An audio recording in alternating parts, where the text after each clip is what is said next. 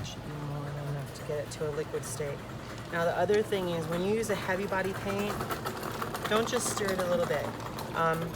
You have to remember it's a heavy body, so it's got a lot of binder in it. So you need to stir it and stir it and stir it.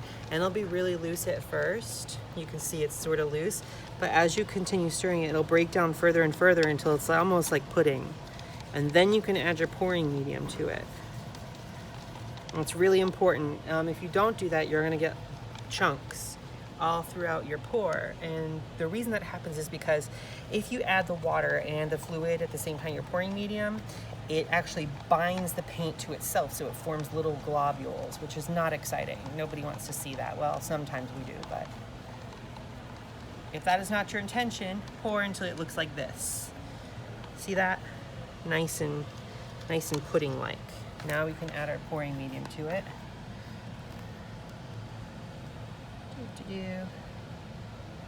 I know it looks like a lot,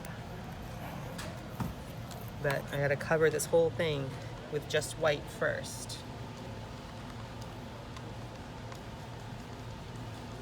Now, again, when you're stirring, even if it's a heavy body paint or if it's a liquid ink or something else, you need to stir. Now, you see that there? See that little white kind of opalescent? You need to stir and stir and stir until none of that stuff appears. It's got to be all gone.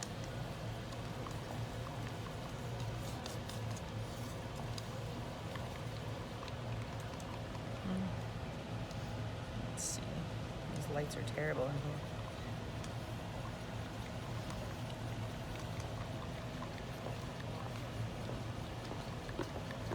Okay, I think that will do. All right, so. All right, so we're gonna cover the surface first. So, I'm saying I think I need, probably gonna need more of this. We'll find out in a minute, won't we?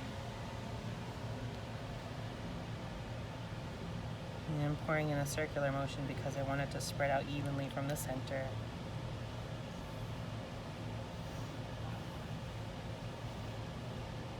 And again, I'm just using this as a medium to help my paints not run everywhere, my ink rather, because we got a lot of inks to go. Now, here's what I'm gonna do. I'm gonna keep this cup and I'm gonna pour my inks into it. Yeah. Do that one, and then we'll do, actually pouring with ink, we might have to do this separately.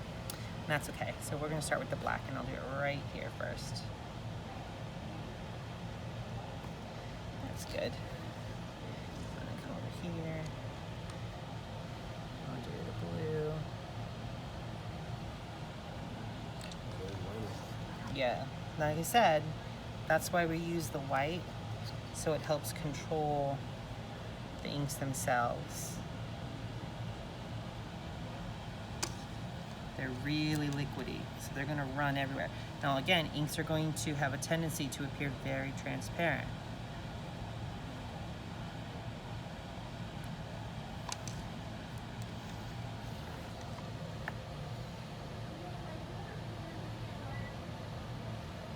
You see it's really pushing that black right off the canvas, so you need to come back in with some black in here.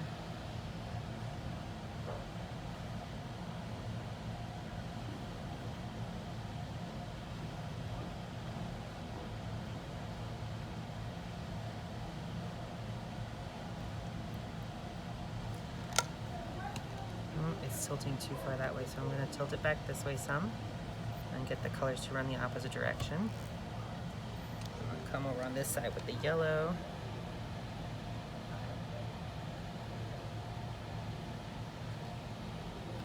I think this table's uneven.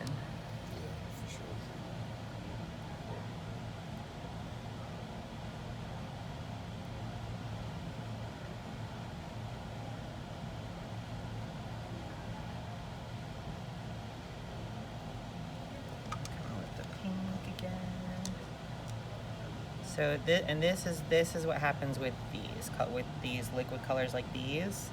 See how they're getting really marbly, and they're literally just running off. can't really do much control with that.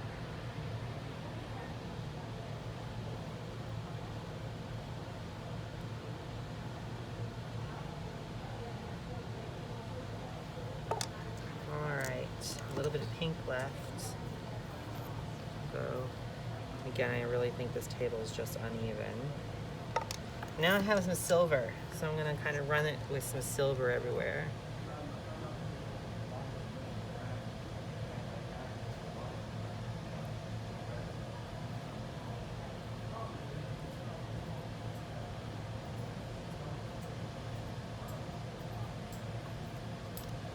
Let's see how that goes.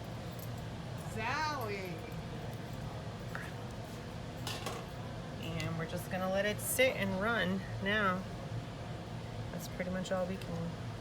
Got a little silver left here. I'll get this corner. I like to make sure I get all my edges. Now, you can go back in if you want to put spots of color in. You can literally take the color itself if it has a dropper, since it is a very fluid paint.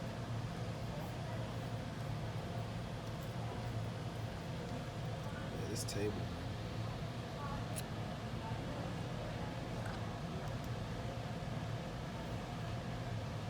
And I'm dropping it from a height because if I do it from this height, it's going to end up with these little halos because the color underneath is going to pop up. I want some more of this orange. I don't see very much of it.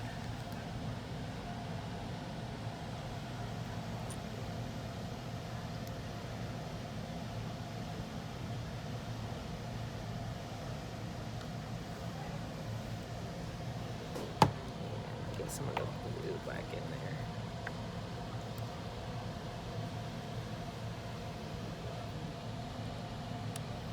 See like the little zebra dots now, they're starting to form.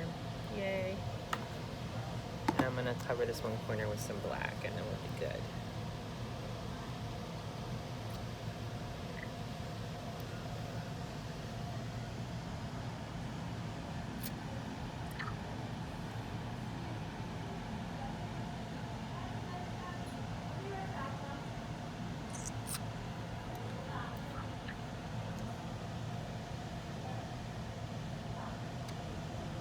That's fun. Okay, now we're just gonna let it be. Not my favorite pours to do, but again, it's just because inks are so very, very liquidy already, it's kind of hard to control them. But this is how you do it. And again, I probably should have prepared my surface a little bit more. Generally, when you're preparing your surface for ink pours like this, you're going to, and a lot of times you'll add other mediums to the ink as well to kind of help it be thickened up a little bit. So there are some like these glass gel bead mediums that you can add. And so what these look like, they're just little things like that. So you can add these kind of mediums to your inks and stir them up. It'll thicken them up to be more of the consistency that would be, correct with like an acrylic paint. Normally at this time, I would probably run around with my hand torch and torch the edges to help it solidify. And that's it, guys. We'll see what happens when it dries.